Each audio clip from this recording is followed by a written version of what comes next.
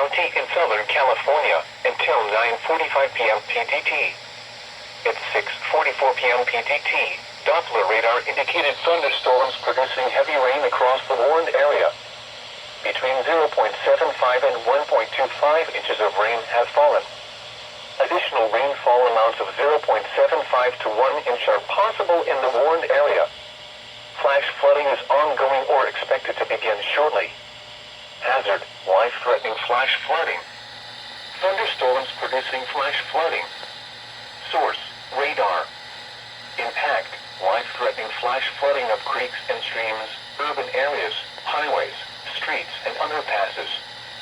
Some locations that will experience flash flooding include Fontana, Ontario, Rialto, Chino, I-15 through the Cajon Pass, Rancho Cucamonga,